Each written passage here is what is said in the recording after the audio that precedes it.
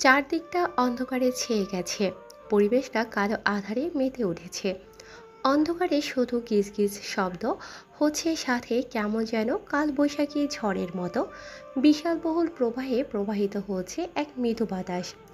এ বাতাসটা যেন শরীরের লোমগুলোকে খাড়া করে দিয়ে চলে যায়। উথাল পাতাল শুরু হয়। ঠান্ডার অনুভব যেন শরীরটাকে শিহরিত করে তোলে। কালো আঁধারের অন্ধকার জায়গাতে কোনো এক অজানা শব্দে ভেঙে যায় কয়েদিখানার অসংখ্য মানুষের ঘুম। সবাই শব্দটাকে অনুসরণ করতে থাকে। শব্দটা ধীরে ধীরে বিকট আওয়াজে পরিণত হচ্ছে। ভয়ঙ্কর হচ্ছে পরিবেশটা। ভয়ে ভয়ে ভয়ান্তরদের পরিণত হয়েছে মানুষের মধ্যে ভয়ের অন্তর। বিকট আওয়াজে শব্দ দূষণ হচ্ছে চারদিকটা। শব্দের কারণে জেলখানার ভেতরে সব কয়েদি রাতের আধারে সারাদিনের ক্লান্ত মিটিয়ে বিশ্রামের আভাস নিয়ে বিছানায় গিয়েছে। তখনই বিকট আওয়াজে শব্দ শুনে কয়েদিদের মধ্যে শোরগোল শুরু হয়ে পড়ে। ভয়ঙ্কর ভয়ঙ্কর বিকট আওয়াজে চারদিকটা যেন থরথর করে কেঁপে ওঠে। পরিবেশটা যেন এক অন্য রূপ ধারণ করেছে। কয়েদিগুলো বুঝতে পারে না চারদিকটা অন্ধকার, পুরো জেলখানাটা যেন কালো আধারের মাকড়সার জালে ছেয়ে গেছে। ধুম ধুম শব্দে বারবার কেঁপে উঠছে জেলখানার ভেতরটা। অন্ধকার থাকায় কেউ কোনো কিছু বুঝতে পারে না, তবে সবাই শব্দ শুনে অনুভব করতে পারে যে কেউ কাউকে বিকট আওয়াজে এবং খুব ক্ষিপ্ত রূপে আঘাত করছে। কয়েদিখানার 101 নম্বর রুমে বারবার কেউ যেন দেয়ালে আঘাত করছে। রাতের আধারে, গভীর রাতে মানুষ যখন ঘুমের দেশে হঠাৎ করে এমন বাজনা বাজাতে শুনতে পেয়ে জেলখানার ভেতরে থাকা 101 নম্বর কক্ষ রুমে বাবু নামের সেই দাগা আসামিটা সেখানকার একটা বাতি জ্বালিয়ে দেয়। সাথে সাথে অন্ধকার কেটে যেন আলোর প্রতিফলন চারদিকে ছড়িয়ে পড়ে। অন্ধকার কাটিয়ে আলো এসে যেন সবার মনে খুশির জোয়ার ফোটে। সবার ধ্যান জ্ঞান মন সব কিছু যেন কেড়ে নিয়েছে সেই বিকট আওয়াজটি। সবাই সেই আওয়াজটাকে অনুসরণ করে তাকিয়ে অবাক, কেননা ছেলেটি একের পর এক দেয়ালে আঘাত করে চলেছে। শুধু দেয়ালে না, দেয়ালের ওপরে কোনো এক মেয়ের ছবি আঁকা, আর সেই মেয়ের ছবির উপরে আঘাত করে চলেছে। হাত কেটে রক্ত পড়ছে। রক্তে যেন জেলখানার কক্ষ রুমটা ভরে গেছে। সাদা রঙের ফ্লোরটা যেন লাল রক্তে রঙিন হয়ে উঠেছে। তবুও যেন ছেলেটি আঘাত করা ছাড়ছে না। দু হাত দিয়ে পাগলের মতো আঘাত করে চলেছে একের পর এক দেয়ালে। দেয়ালের ইট সিমেন্টগুলো যেন থরথর করে কাঁপছে। দেয়ালে জোড়া দেওয়া সিমেন্ট ও প্লাস্টারগুলো ঘুষি মারার আঘাতে খসে খসে পড়ছে। এটা দেখে জেলখানার ভেতরে থাকা কয়েদিগুলো খানিকটা ভয় পায়, কেননা তারা জানে ছেলেটি কী ধরনের জিনিস। যেমন হালকা আগুনে একটু উস্কিয়ে দিলে দাউ দাউ করে জ্বলে, তেমন এই ছেলেটির একটু এদিক ওদিক হলে শুরু করে দেয় তার পাগলের পাগলামি খেলা। তার পাগলের পাগলামি দেখে কয়েদিখানার ভেতরে থাকা তেমন কেউ তার সাথে ভয়ে কথা বলতে চায় না। পাগলের মতো আঘাত করছে সবাই, ঘুমের দেশে পাড়ি জমিয়েছে। হঠাৎ করে এরকম শব্দে সবার ঘুম ভেঙে যায়। সারাদিন হাজার ক্লান্তি তার থাকার কারণে ঘুমোতে পারে না। এটা দেখে কয়েদিখানার ভেতরে থাকা বাবু মিয়া রেগে একাকার।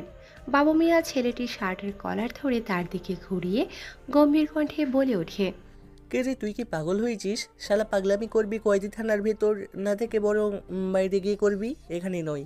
না হলে মেরে তোর ছাল তুলে দিব। বাবু মিয়া ছেলেটির শার্টের কলারটা টেনে ধরে ঝাড়ি দিয়ে কথাগুলো বলে ওঠে।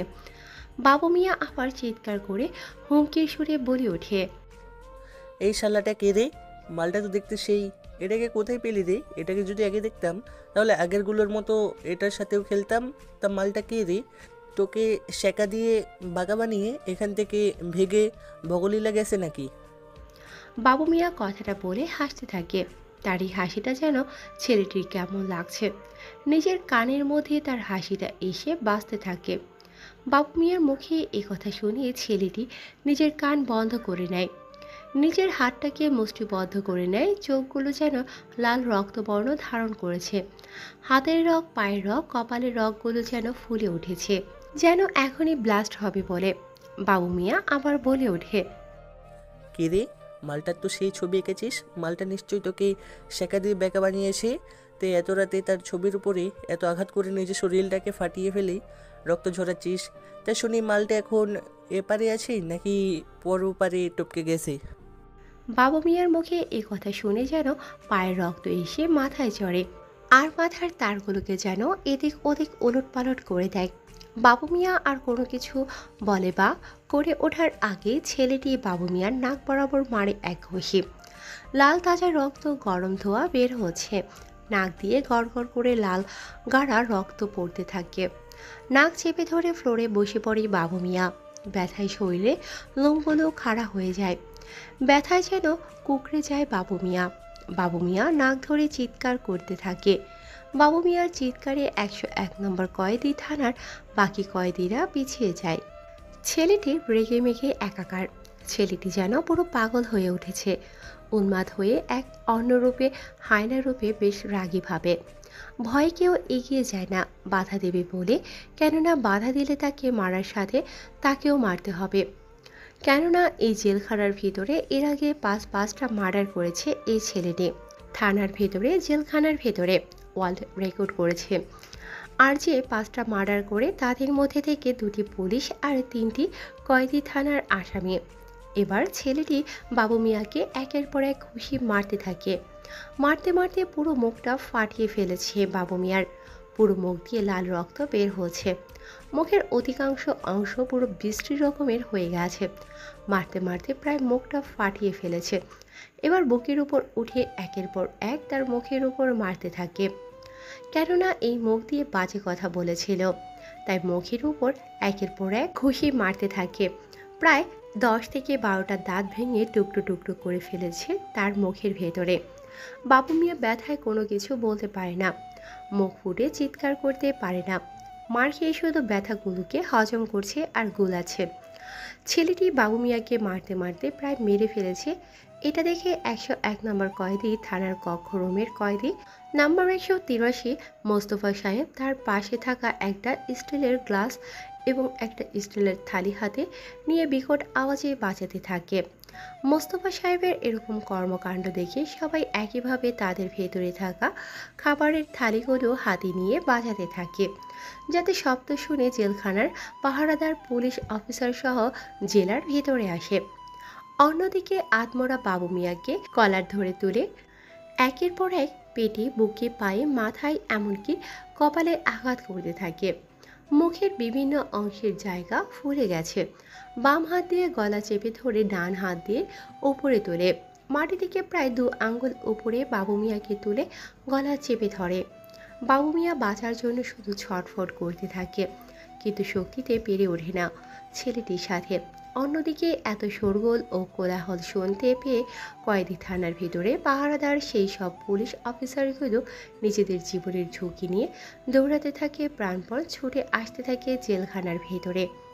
এমনকি জেলার শব্দ শুনে দ্রুত দৌড়াতে থাকে, নিজের ইউনিফর্মটা পরার সময়টুকু পায়নি।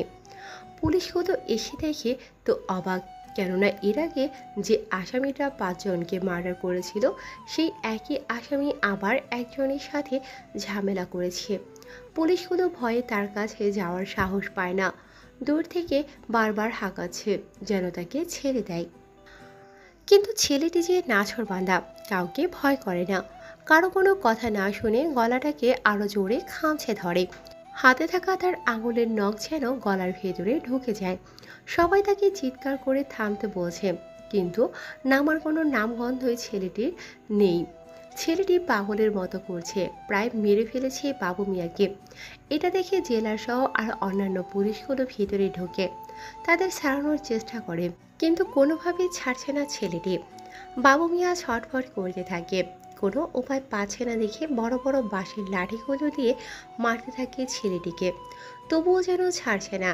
এক পর্যায়ে বাবু মিয়ার গলার হাড় ভেঙে দিয়ে মাথা থেকে শরীরটাকে আলাদা করে ফেলে ছেলেটি। গড় গড় করে তাজা রক্ত বের হতে থাকে গলা দিয়ে। এটা দেখে সবাই ভয় পেয়ে যায়। নিজেদের চোখের সামনে এমন কিছু দেখাতে সবাই কয়েক হাত পিছিয়ে যায়। গলা শুকিয়ে আসে সবার, চোখগুলো ভয়ে তাদের ছটফট করছে। ছেলেটি আর কোনো কিছু করে ওঠার আগেই ছেলেটির হাতে হ্যান্ডকাফ ও ডান্ডা বেরি পরিয়ে দেয়। তার আগে ছেলেটির ঘাড়ে বেশ কয়েকটা ইঞ্জেকশনের সিরিঞ্জ দিয়ে ঘুমের ইঞ্জেকশন পোষ করে, আর ধীরে ধীরে সে ঘুমের দেশে চলে যায়। তারপর তাকে হ্যান্ডকাফ ও ডান্ডা বেড়ি পরিয়ে বেঁধে রাখে শিকড় দিয়ে জেলখানার ভেতরে, এবং একাই একটা কক্ষে রেখে দেয় তাকে।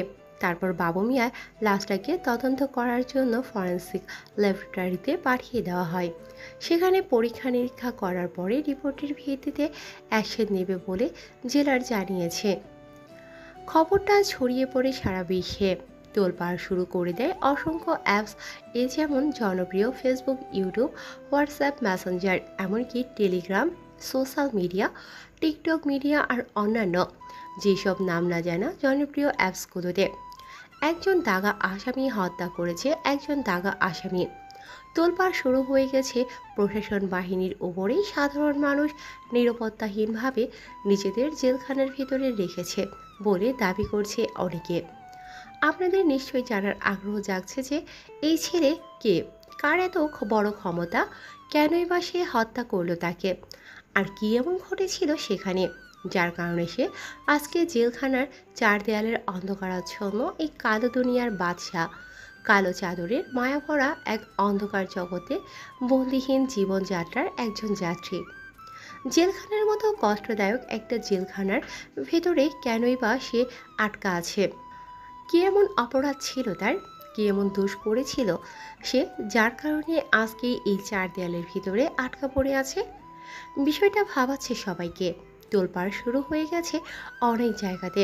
জনপ্রিয় স্টার জলসা, জি বাংলা, এন্টারটেন বাংলা, ক্লাস বাংলা, এমনকি বাংলাদেশের বিভিন্ন বাংলা চ্যানেল, ভারতীয় অন্যান্য বাংলা চ্যানেলের সাথে আরও অন্যান্য বৈদেশিক যে চ্যানেলগুলো ছিল, সব চ্যানেলে এই খবরটি অনেক বিপুল মার্কায় জনপ্রিয়তা পেয়েছে। দুনিয়ার কাছে সেলিব্রিটি হয়ে আছে এই ছেলেটি। ছেলেটিকে দেখলে অনেকে স্যালুট করে, আর অনেকে নিজেদের কলিজায় হাত দিয়ে তার রাস্তা থেকে নিজেকে সরিয়ে ফেলে। কেননা বললে ভালো, না বললে মরো, ছেলেটির ডায়লগ এটা। ছেলেটি দেখতে অসম্ভব সুন্দর, অনেক স্মার্ট এবং অনেক হ্যান্ডসাম, লম্বা চওড়া, ফিটফাট দেখতে শুনতে শাকিব খান।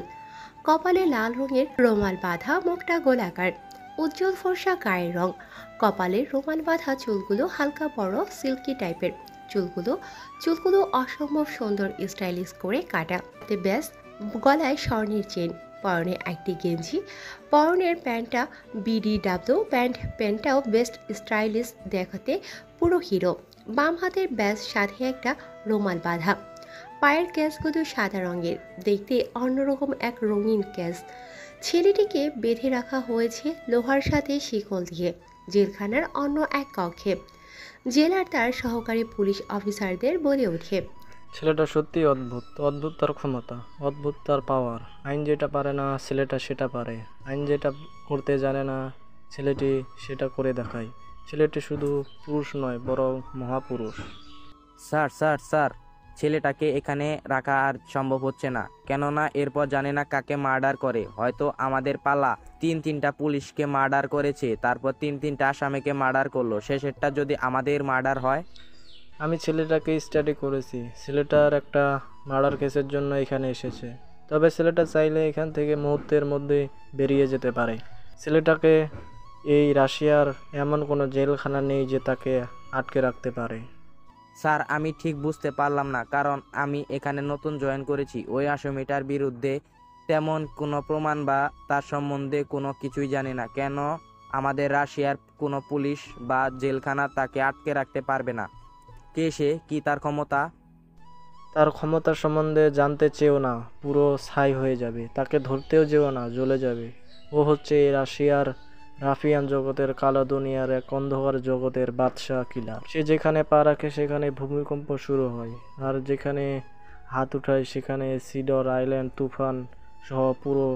আমি ছাড়া কেউ জানে না সে রাশিয়ার রাফিয়ান জগতের রাজা। তার বিলাসবহুল জীবনযাপন করে, তার যতগুলো সম্পদ আছে প্রায় পুরো দেশকে 10 বছর চালানো যাবে। তার প্রাইভেট জেট, হেলিকপ্টার আছে, প্রাইভেট সব গাড়ি আছে। তার একজন super killer, the hyena power of black mafia ছেলে রেখেছে।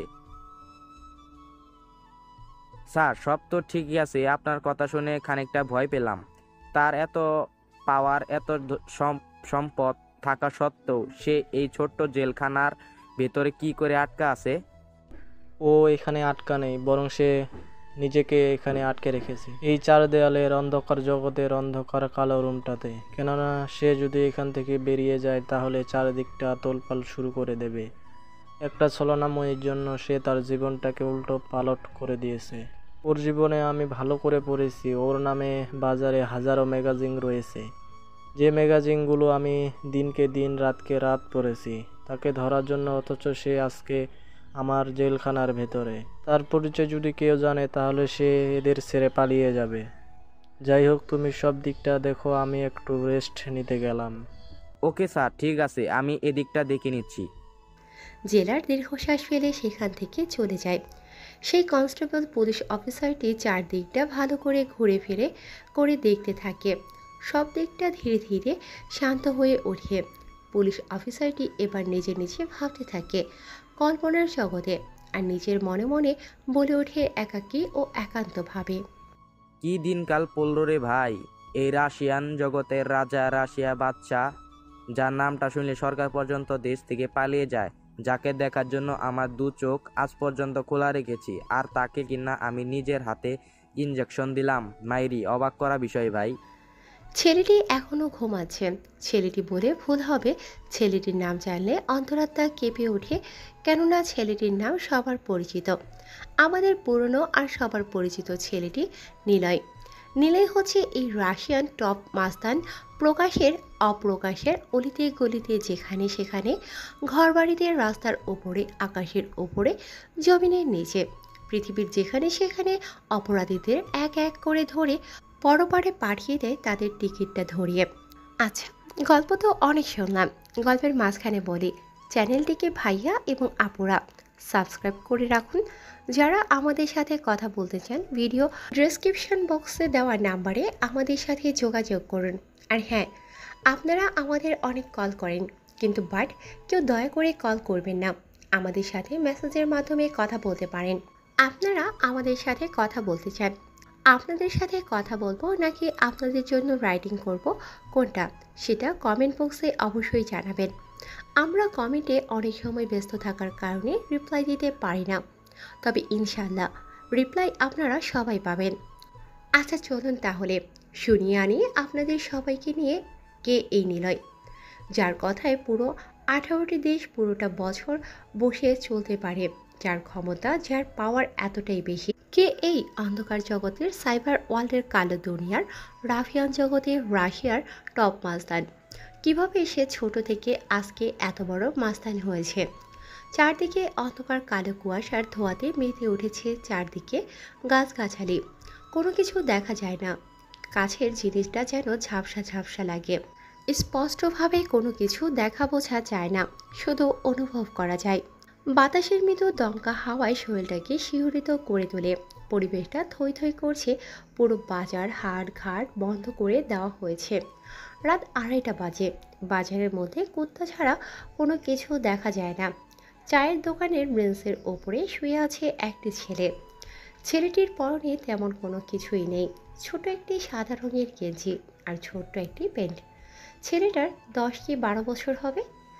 ছোট্ট ছেলেটি নিজের জীবন পরিচালনা করার জন্য সেখানে শুয়ে আছে।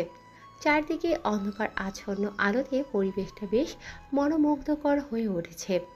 নীরবতায় ছেয়ে গেছে পুরো বাজার হাটঘাট। ছেলেটি সবেমাত্র ঘুমের দেশে পাড়ি জমাবে, এমন সময় বাজারের মাঝখানে, চোর রাস্তার ঠিক মাঝখানে, চারদিক দিয়ে 4টা গাড়ি এসে ব্রেক কষে। হঠাৎ কোনো কিছুর শব্দে ছেলেটির ঘুম ভেঙে যায়। আগেই বলে দিই, ছেলেটি আর কেউ না, সেটা হচ্ছে সেই আগন্তুক ও ডেঞ্জারাস কিলার, সুপার হাইনা পাওয়ার ব্ল্যাক মাফিয়া।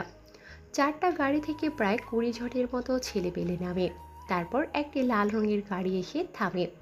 সেখানে গাড়ির ভেতর থেকে অপরিচিত এক অজানা আগন্তুক বের হয়।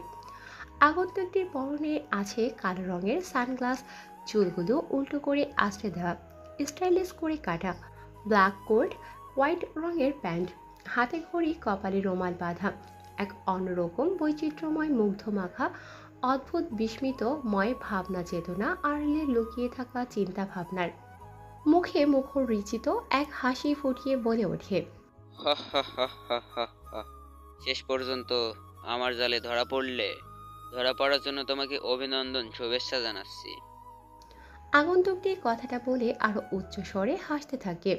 মনে হচ্ছে যেন সে কোনো কিছু পেয়ে গেছে, যেমন ধরুন কোনো স্বর্গ বা কোনো সম্পদ, যে তার হাতের নাগালের কাছে এসে পৌঁছে গেছে, শুধু সেটাকে ছুঁয়ে ধরতে হবে।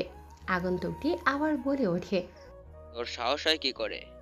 এই শহরে লিডার ডন থাকার সত্ত্বেও এই রাফিয়ান সিটির রাশিয়ান জগতে তুই মাফিয়া হতে চলে এলি।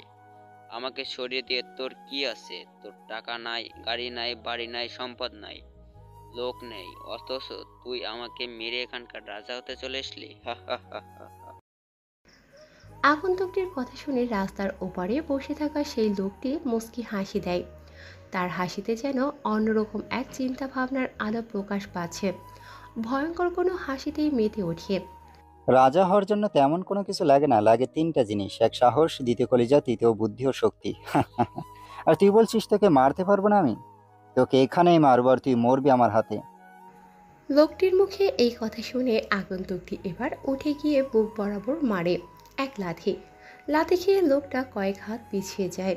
পিছিয়ে যাওয়ার পরে লোকটি আকাশের দিকে তাকিয়ে, মাটির দিকে তাকিয়ে সোজা আগন্তুকটির দিকে মুখটা ঘুরিয়ে এক মুচকি হাসি দেয় আর বলে ওঠে, আকাশের তারা কখনো সূর্য হতে পারে না, আর সূর্য কখনো চাঁদ হতে পারে না। ঠিক তেমনই রাশিয়ার godfather, the underworld power, the super killer psycho, the black mafia and hate the cyber world, the power of most criminal, the boy and godfather, because the godfather and রাশিয়ার godfather, the super killer and criminal, the terrorist, কালো দুনিয়ার বাদশাহ, অন্ধকার জগতের রাজা, সেটা আমি হব, তুই না।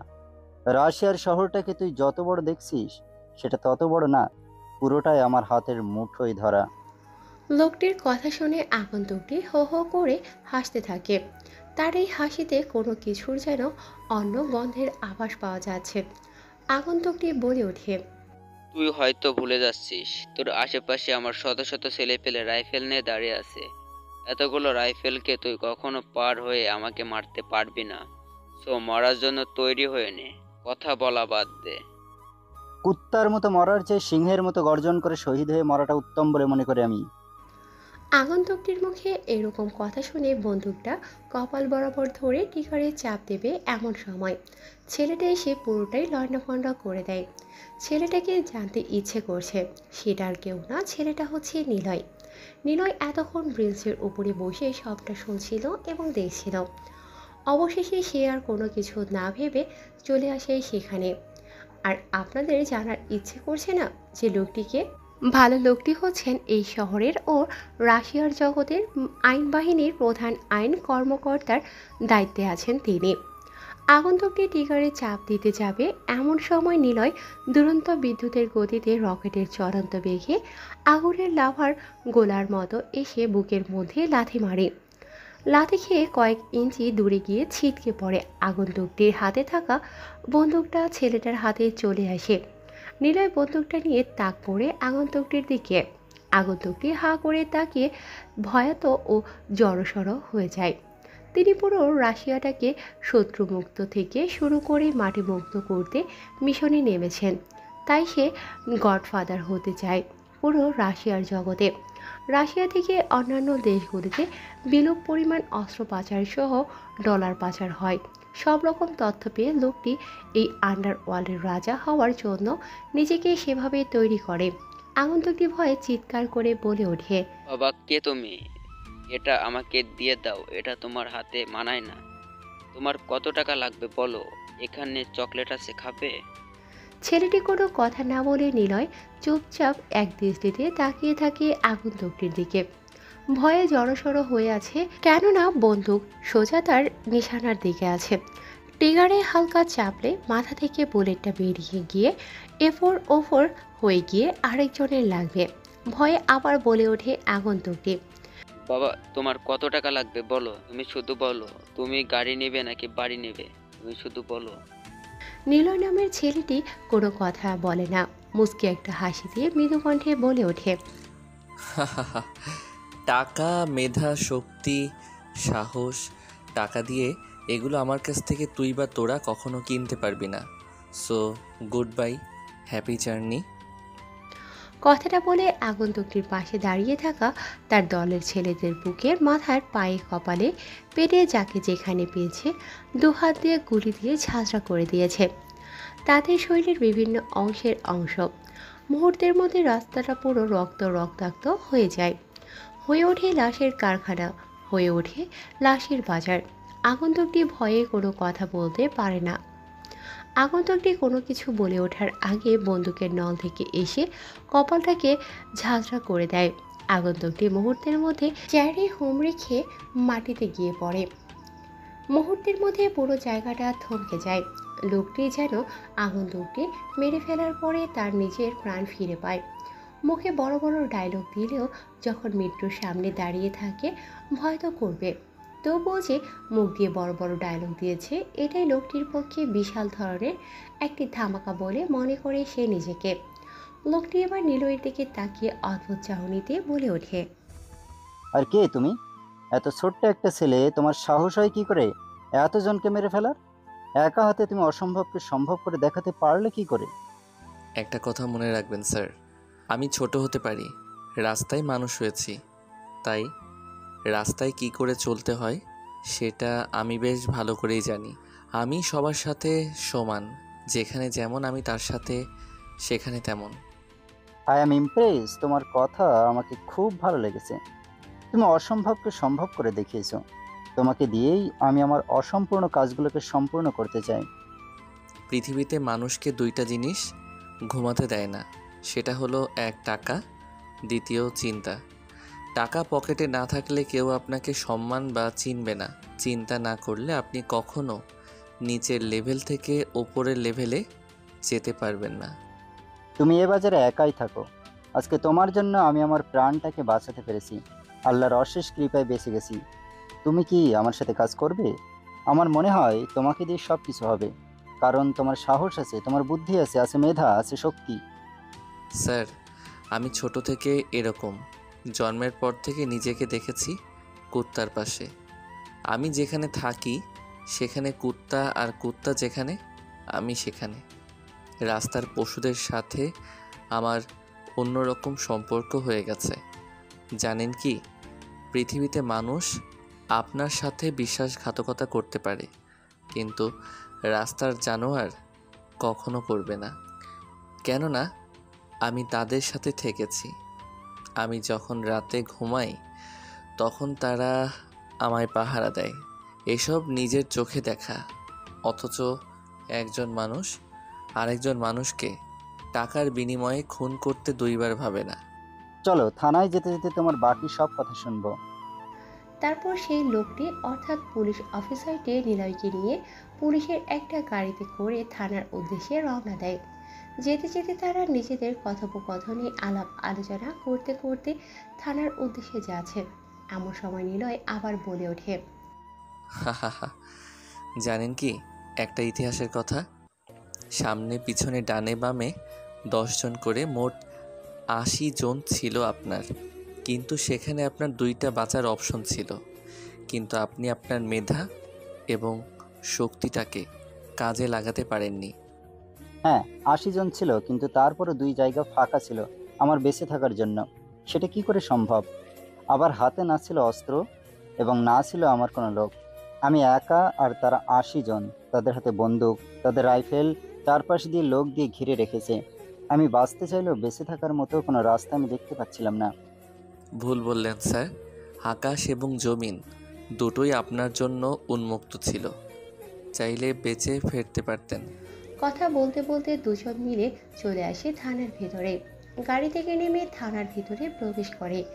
থানার ভেতরে প্রবেশ করে কনস্টেবলকে 2 কাপ চা আনতে বলে। এমন সময় সেখানে একজন কনস্টেবল আরেকজন আসামিকে নিয়ে আসে। আসামিটাকে চেয়ারে বসতে দেয়। সেখানে উপস্থিত নিলয় আসে।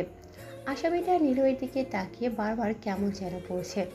কনস্টেবলটি বলে ওঠে, স্যার, এই আসামিটা 3টা রেপ কেসের আসামি, প্রভাবশালী ও টাকা ধন সম্পদ এবং একটা গ্যাংয়ের লিডার হওয়ার কারণে খুব সহজে থানা থেকে বরাবর ছাড়া পেয়ে যায়। কনস্টেবল পুলিশ অফিসারটির মুখে এরকম কথা শুনে সেদিকেই তাকায় নিলয়। নিলয় সেদিকে তাকিয়ে দেখে সেই আসামিটা অঙ্কি ভঙ্গিতে বারবার কি যেন বোঝাচ্ছে। কনস্টেবল পুলিশ অফিসারটি আবার বলে ওঠে, স্যার, শুধু রেপ কেস না, বরং আরও অন্যান্য কেস আছে। বরাবর মেয়েদের রেপ করে আবার জেলে ঢুকে আবার বেরিয়ে যায়। আমার তো মনে হয় তাকে এবারও আমরা আটকে রাখতে পারবো না, তাই ছেড়ে দিলে ভালো হবে। তুমি তোমার দায়িত্ব পালন করেছো, এখন এখান থেকে যেতে পারো। তাকে ছাড়বো নাকি তার ক্লাস নেব সেটা আমি দেখে নিচ্ছি। তোমাকে যখন প্রয়োজন পড়বে আমি ডেকে নেব। এখন তুমি আসতে পারো। কনস্টেবল পুলিশ অফিসারটি ওসি সাহেবের কথা মতো সেখান থেকে চলে যায়। লোকটি কেমন যেন হাতের ইশারায় কোনো কিছু বোঝাচ্ছে। নিলয় এটা দেখে আর সহ্য করতে না পেরে টেবিলের ওপরে থাকা ওসি সাহেবের বন্দুকটা হাতে নিয়ে পরপর তিনটা বুলেট মাথার ভেতরে ঢুকিয়ে দেয় আর মুচকি হাসে নিলয়। হা হা হা হা। জানেন কি স্যার, বারবার জেলে ঢোকার থেকে একবারে এক অপরাধের জন্য মেরে ফেলা উচিত। সরকারের টাকা অপচয় নষ্ট না করে বরং সেই টাকাটা দেশের কোনো উন্নয়নের কাজে লাগালে দেশ আরও উন্নত হবে। ওকে, আপনি জেলের ভেতরে ঢুকাবেন, খাইয়ে দাইয়ে ওখানে আপনারা জামাই আদর করবেন। কিছুদিন পর সে জেল থেকে ছাড়া পেয়ে আবার একই কাজ করবে। তার থেকে 3 অপরাধ করেছে, 3 অপরাধের সাজা একসাথে দিয়ে দিলাম, যেটা হলো মৃত্যু। নীলের কথা শুনে ওসি পুরো অবাক হয়ে হ্যাবলার মতো তাকিয়ে আছে হাঁ করে নিলয়ের দিকে। নিলয়কে দেখে অবাকের পর অবাক হচ্ছে ওসি সাহেব। ছোট্ট একটি ছেলে, এত সাহস পাচ্ছে কোথা থেকে? বড় বড় মাফিয়াদের সাথে একাই লড়ে চলেছে। এ পর্যন্ত দুইবার মার্ডার করলো অনেকজনকে। নিজের চোখে এসব দেখে বেশ অবাকের পর অবাক হচ্ছে ওসি সাহেব। ওসি সাহেব বলে ওঠে এবার, আরে তুমি এত সাহস পাও কোথা থেকে? জলজান্ত একজন মানুষকে মেরে ফেললে। এটা আমি এখন কি করে সামলাবো? এটা আইন দেখে নিত। স্যার, এই আইন বলে আমার কানটা পচাবেন না। আইন কিছুই করতে পারিনি ছোটবেলায়। আমি আমার নিজের মাকে খুন হতে দেখেছি, তখন থেকে আমি এই পেশাটাকে নেশা হিসেবে নিয়েছি। হৃদয়ের কথা শুনে ওসি আবার অবাক হয়। ওসি ভাবতে থাকেন কি করে কি করবে, কথা থেকে শুরু করবেন তার প্রথম মিশন, তাও আবার নিলয়কে দিয়ে। নিলয় একাই রাতের আধারে অগোচরে অনেক জায়গায় অনেকভাবে এর আগেও মারসহ অন্যান্য ডাকাতিও করেছে।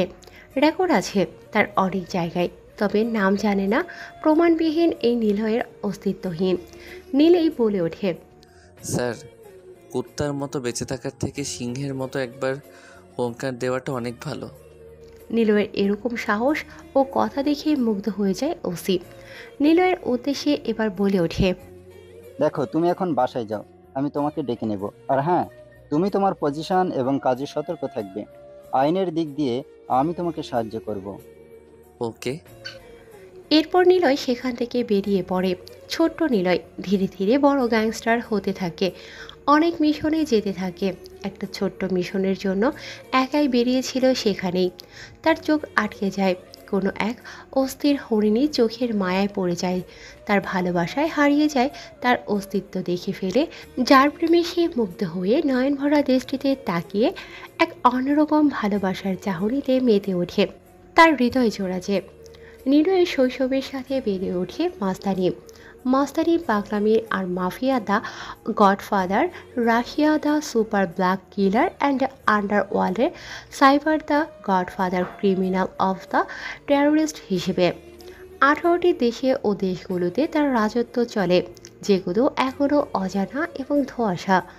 অন্যদিকে দেখতে সুন্দরী, মায়াবী, রূপবতী, গুণবতী, অপ্সরী, সুবাসিনী, সুখী, শুনি, সুহাসিনী, লাবণ্যময় ভরা মুগ্ধ মাথা, এক অতিম চাহনিতে ভালো লাগা এক অপিময় মানুষ নীলা। নীলা দেখতে অনেক সুন্দর, যেমন তার কথা তেমন তার কণ্ঠ, যেমন তার কণ্ঠ তেমন তার মুগ্ধতা। সে যখন কথা বলে, কথা বলার মাঝখান দিয়ে যেন মুক্তা ঝরে। সে যখন হাসি দেয়, তার সেই হাসি মাখা মুখে হারিয়ে যায় অজানা অনেক মানুষের চিন্তা চেতনা। নীলা দেখতে অনেক সুন্দর, তার বর্ণনা বা ঘটন দিতে গেলে গল্পটি শেষ করা যাবে না। কল্পনার জগতে যারা গল্প শুনছো ভেবে ভেবে নাও তা আমাদের স্বপ্নের রানীটা দেখতে কেমন হবে। চুলগুলো সিল্কি ছেড়ে দেওয়ার রাস্তা দিয়ে হেঁটে যাচ্ছে নীলা। নীলার সাথে আছে তার বান্ধবী রোজা, শাইলা, শালিনী, কাজল, রূপসা, রূপসানা, পরি, ময়না সকল বান্ধবী মিলে রাস্তা দিয়ে হেঁটে যাচ্ছে। তার পাশেই দাঁড়িয়ে একের পর এক মারপিট করে চলেছে আমাদের গল্পের হিরো নিলয়। নিলয় আগে থেকেও দেখতে অনেক স্মার্ট, হ্যান্ডসাম আরও সুন্দর হয়েছে। চুলগুলো স্টাইলিশ করে কাটা, খোঁচা খোঁচা চাঁদদাড়িতে তার সৌন্দর্য ফুটে উঠেছে। যে কোনো মেয়ে দেখলেই তার প্রেমে পড়তে বাধ্য হবে। ধনী পরিবারের মেয়ে হচ্ছে নীলা, অনেক ধনী পরিবারের একটি মেয়ে। নীলা নিলয়ের মারপিট দেখতে থাকে। নিলয়ের আর কোনো দিকে খেয়াল না করে একের পর এক মেরে চলেছে। কী কারণে মারপিট করছে চলুন তাহলে শুনে আসি। যাকে মারছে সেই ছেলেটি বারবার বলছে, ভাই ভুল হয়ে গেছে, ছেড়ে দাও। আর এমন ভুল কখনো করব না। বেঁচে থাকতে কখনো কাউকে লাভ লেটার দেব না, বরং লাভ লেটার দেওয়ার আগে তোমার নামটা স্মরণ করে সরাসরি বিয়ের প্রস্তাব দিয়ে দেব। কেননা আমার শিক্ষা হয়ে গেছে, আল্লাহর দোয়ায় লাগি আমাকে ছেড়ে দিন। তোরা ভাবলি কি করে এই নিলয় এই শহরে থাকতে তোরা নিলয়ের চোখে ফাঁকি দিয়ে রাস্তায় মেয়েদের ডিস্টার্ব করবি আর নিলয় খবর পাবে না? ভাই ভুল হয়ে গেছে, এবার মতো অন্তত আমাকে ছেড়ে দিন। জীবন থাকতে কখনো আর কোনো খারাপ কাজ করব না। সেটা তো আমি জানি, তবে ছেড়ে দেওয়ার আগে আচ্ছা করে তোদের একটু শায়েস্তা করি। এই বলে নিলয় একের পর এক মারতে থাকে বেল্ট দিয়ে ছেলেটিকে। ছেলেটি শুধু কাতরাচ্ছে আর চিৎকার করছে। ছেলেটিকে এভাবে মারছে দেখে এবারে নীলা এগিয়ে এসে বেল্ট ধরে ফেলে। পেছন থেকে বেল্টকে ধরেছে সেটা না দেখেই চড় মারতে যাবে। এমন সময় নিলয় যাকে দেখে তাকে দেখে তো দিন দুনিয়া হারিয়ে ফেলে, কেননা তার সামনে দাঁড়িয়ে আছে স্বয়ং তার স্বপ্নের রানী নীলা।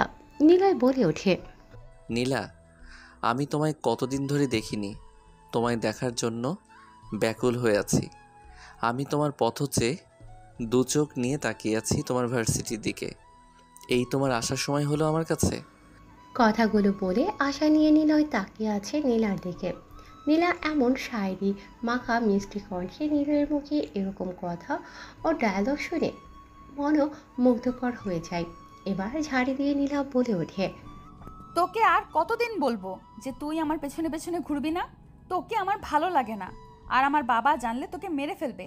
তুই একটা মাস্তান, তুই একটা সন্ত্রাসী, তুই একটা গডফাদার। তোর ভয়ে সব বাঘে মহিষে এক ঘাটে পানি খায়।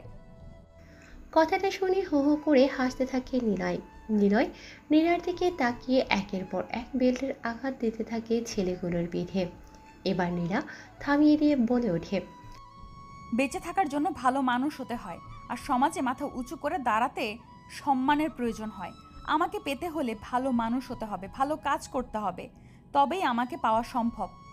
এইসব রাস্তায় মারপিট করে আমাকে ইমপ্রেস করা যাবে না। আর হ্যাঁ, আমি যেন কোনো সময় আমার ভার্সিটির সামনে মারপিট করতে না দেখি। কথাটা বলে নীলা সেখান থেকে বেরিয়ে পড়ে। নিলয় হাঁ করে তাকিয়ে আছে, দুটোকে অনেক শাসিয়ে ছেড়ে দেয়। নিলয়ের ডান হাত আবির বলে ওঠে, নিলয় ভাই, আমাদের এখান থেকে বেরিয়ে যাওয়া উচিত। অনেক তো হলো, এখন আমাদের ঘরে যাওয়া উচিত। ভাবি তো চলে গেছে। হ্যাঁ, অনেক হয়েছে আবির। আচ্ছা শোন, আমাদের কথায় কথায় আজকের অপারেশন আছে, তার সবগুলোকে একটা করে আমার দলে ছেলেদেরকে পাঠিয়ে দিবি। আমি কোনো অপারেশনে যেতে চাই না। আজকে আমি আমার প্রিয় মানুষটার কাছে রাতে একান্তভাবে দেখা করতে চাই। ওকে ঠিক আছে ভাই, আমি দেখছি আমাদের লিস্টে আছে কোথায় কোথায় অপারেশন আছে, এবং আমি দলপতি আমাদের ছেলেগুলোকে ভাগ করে দিচ্ছি। ওকে ঠিক আছে। তারপর নিলয় বাইকের পেছনে বসে পড়ে আবির বাইক স্টার্ট দিয়ে রওনা দেয় নিজেদের গন্তব্যের উদ্দেশ্যে। হাতে সিগারেট, কপালে রুমাল বাঁধা, চোখে সানগ্লাস, বাইকের পেছনে বসে সিগারেট টানতে টানতে মনে সুখে গান গাইতে গাইতে নিজেদের গন্তব্যের উদ্দেশ্যে রওনা দিয়েছে নিলয়রা। এমন সময় সেই পুলিশ অফিসারটি ফোন করে বলে ওঠে, হ্যালো নিলয়, তুমি কোথায় আছো? আমার সাথে দ্রুত দেখা করো, নতুন কোনো অপারেশনে তোমাকে যেতে হবে। দেশে প্রায় $48 বিলিয়ন পাচার হতে চলেছে। সংগঠনটা আটকাতে তোমাকে সেখানে যেতে হবে। কথাটা শুনে হাত থেকে সিগারেটটা ফেলে দেয়, গাড়িটাকে দাঁড় করায় রাস্তার পাশে। তারপর নিলয় কপালটাকে চুলকিয়ে চিন্তিত ভাব নিয়ে শান্ত কণ্ঠে পূর্ণরূপে বলে ওঠে, জি স্যার, আপনি ইমেইল অ্যাড্রেস, ঠিকানা সব কিছু আমাকে বিস্তারিত পাঠান, কাজ হয়ে যাবে। কয়টায়, কখন, কোন সময় ডেড বডি ফেলতে হবে লিস্টটা পাঠিয়ে দেবেন। এক এক করে শরীর থেকে মাথা পর্যন্ত সব কিছু টুকরো টুকরো পাঠিয়ে দেব থানার উদ্দেশ্যে পার্সেল করে। দেখো নিলয়, সব জায়গায় সব সময় শুধু মার্ডার করলেই চলবে না, বরং তাদের পেট থেকে আমাদের সত্যি কথাগুলো বের করে আমাদের অপারেশনটাকে সাকসেস করতে হবে। আর হ্যাঁ, তোমার সাথে কাঁধে কাঁধ মিলিয়ে কাজ করবে আমাদের একজন সরকারি পুলিশ অফিসার। পুলিশ অফিসার বললে ভুল হবে, সেটা পুলিশ অফিসার মেয়ে হলেও তোমার সাথে কাজ করবে। তোমার সকল কাজের সাক্ষী থাকবে সে। তুমি কিভাবে তাকে কখন কোথায় কি করো না করো সেটার আইনিভাবে একজনকে আমি রেখেছি।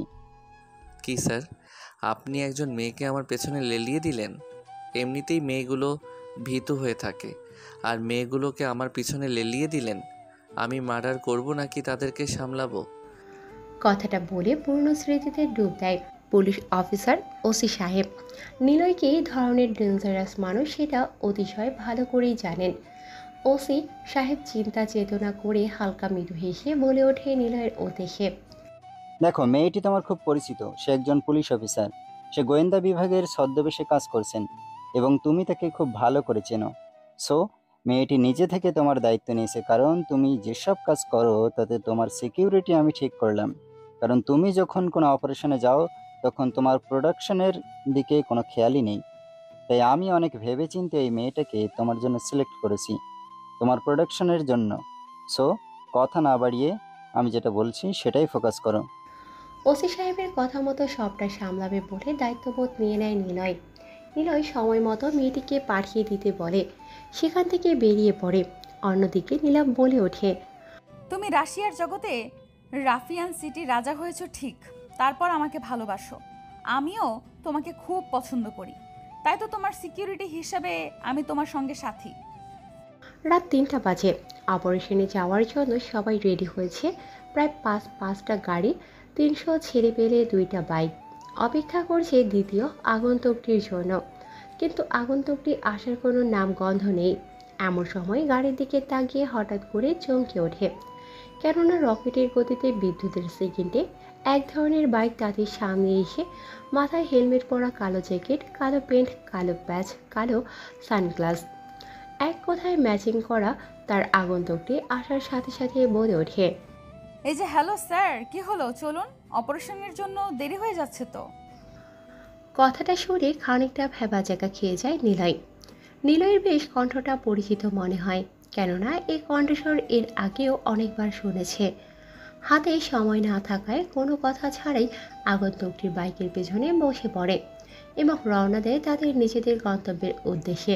নিলয় বলে ওঠে, কি দিনকাল পড়লো নিজেই ভাবতে পারছি না। অপারেশনে যাচ্ছে কিনা একটা মেয়ে। মেয়ে হয়েছে তো কি হয়েছে, মার্ডার আমিও করতে পারি, সাথে মারামারি। তাই নো চাপ, নো টেনশন, আর ফোকাস। কথাটা বলছে আর ফুল স্পিডে বাইক চালাচ্ছে। কিছুক্ষণের মধ্যে নিজেদের গন্তব্যের উদ্দেশ্যে পৌঁছে যায় তারা। গাড়ির ভেতর থেকে তাদের ছেলে পেলে গুলো বের হয়ে নিজেদের পজিশন মতো জায়গা দখল করে নেয়। বাইকের উপর থেকে দুজনে নেমে গুটি গুটি পায়ে এগিয়ে যেতে থাকে মাফিয়াদের সামনে। মাফিয়াগুলো অনেক ধরনের জিনিস পাচার করছে, অনেক ধরনের স্বর্ণ, রূপা, হীরা, কোহিনূর, তামাক, রূপা, লোহা, সাথে আরও অনেক কিছু। মাফিয়াদের মধ্যে উপস্থিত একজন ছেলে, দুজন মেয়ে। কোনো কথা ছাড়াই তাদের সামনে গিয়ে উপস্থিত হয় নিলয় আর নীলা। হ্যাঁ, সেটা আর কেউ না, সেটা হচ্ছে নীলা। নীলা নিজের কণ্ঠ ও গেট আপ চেঞ্জ করে নিলয়ের সাথে এসেছে মিশনে। সে অজানা এদের সামনে গিয়ে নিলয় একটা সিগারেট জ্বালায়। এটা দেখে সেখানে উপস্থিত থাকা অজানা মাফিয়া বলে ওঠে, কে তুই, আর এখানে কি করছিস? এখন রাত বাজে 3টা, মরার পাখনা গজিয়েছে নাকি তোর? নিলয় কোনো কিছু করার আগে মুচকি একটা হাসি দেয়, আর নিলয় কোনো কিছু বুঝে ওঠার আগেই পরপর বেশ কয়েকটা থাপ্পড় লাগিয়ে দেয় সেই অজানা মাফিয়াটার গালে। মাফিয়াটা চড় খেয়ে এবার গালি দিয়ে বলে ওঠে, তোর সাহস হয় কি করে আমাকে থাপ্পড় দেওয়ার? তুই জানিস তোর সাথে এখন এখানে কি হতে পারে? তোকে রেপ করে এখানে ফেলে রেখে যেতে পারি। তোর সাহস হয় কি করে আমার গায়ে হাত দেওয়ার? চুপ শালা, যত বড় মুখ নয় তত বড় কথা। আমাকে ধরবি তুই? এমন জায়গায় মারবো, না পারবি দেখতে, না পারবি কাউকে দেখাতে। কথাটা শুনে নিলয় এবার অবাক হয়ে রেগে গিয়ে নীলার মুখের উপর হাত দিতে চাইবে, এমন সময় নিলয় তার হাতটা ধরে ফেলে, উল্টো করে পেঁচিয়ে ধরে। পেছন থেকে ছোট্ট চাইনিজ রূপার তৈরির চাকুটা বের করে কেস করে শরীর থেকে হাতটা আলাদা করে ফেলে। মুহূর্তের মধ্যেই হাতটা রাস্তার উপরে পড়ে এদিক ওদিক লাফাতে থাকে। এটা দেখে খানিকটা ভয় পেয়ে যায় নীলা। নিলয় কোনো কথা বলে না, কাউকে কোনো কিছু বলার সুযোগ না দিয়ে একের পর এক কলা গাছের মতো কেটে ফেলতে শুরু করে মাফিয়াদের শত্রুদের। এক এক করে সবাইকে মেরে ফেলে মাফিয়াটা, আর মেয়েটা এখনও সেখানে বেঁচে থাকে। কোনো কথা ছাড়াই তাদেরকে নিয়ে গাড়িতে বসে আর রওনা দেয় নিজের গন্তব্যের উদ্দেশ্যে। কিছুক্ষণের মধ্যে সেখানে এসে পৌঁছে যায় তারা। চারদিকে অন্ধকার আচ্ছন্ন একটি রুম, বেঁধে রাখা হয়েছে চেয়ারের সাথে দুজনকে। মাথার উপরে হলদে রঙের জিরো পাওয়ারের একটি বাতি জ্বলছে। মিটমিট করে চোখ খুলছে সে দুজন ব্যক্তি। তাদের সামনে বসে আছে নিলয়, সাথে সেই আগন্তুকটির পরে আছে মুখে মাস্ক লাগানো, চুলগুলো পেছন দিয়ে স্টাইলিশ করে আটকে রাখা। নিলয় সেদিকে কোনো খেয়াল নেই। লোক দুটি কোনো কথা ছাড়াই সিগারেটের আগুন দিয়ে তাদের হাতের উপর চেপে ধরে চিৎকার করতে থাকে ছেলে ও মেয়েটি। নিলয় বলে ওঠে, নিলয়, এই শহরে থাকা সত্ত্বেও তোরা এই শহরে এসেছিস রাজত্ব করতে। দেখ নিলয়, তোর সাথে আমাদের কোনো শত্রুতা নেই, তবে তুই যদি শত্রুতা করিস তাহলে তোর সাথে শত্রুতা করতে আমরাও ভয় পাবো না। তাই নাকি? তোরা তাহলে আমাকে মারবি? আমার এলাকা, আমার শহর, আমার রাজ্যে, আমার রাজত্বে ঢুকে আমাকে হুমকি দিচ্ছে। মাফিয়ারা কখনো কারো রাজ্যে যেতে ভয় পায় না, হয়তো তারা পায় যারা বাঘের চামচাগিরি করে। কথাটা শুনে নীলার বেশ খারাপ লাগে। নীলা এবার বলে ওঠে, তোর এত বড় কলিজা, তুই আমার দেশে আমার সাথে শত্রুতা করে আমাদের দেশের সম্পদ লুটপাট করে তুই তোর দেশে নিয়ে যাবি? আবার তুই মাফিয়া, তার উপর হুমকি দিচ্ছিস। এতগুলো তোর বিরুদ্ধে অভিযোগ হওয়া সত্ত্বেও তুই এত সব পাস কোথা থেকে? আমি মরবো শিওর, মরার আগে তোমাদের একটু শাসিয়ে যাওয়াটা বীরত্বের কাজ। তাহলে তুই মরার জন্য তৈরি হয়ে নে, তোকে মারার জন্য আমি একাই যথেষ্ট। এই বলে নীলা যখনই গুলি করতে যাবে তখনই নিলয় থামিয়ে দেয়। নিলয় বলে ওঠে,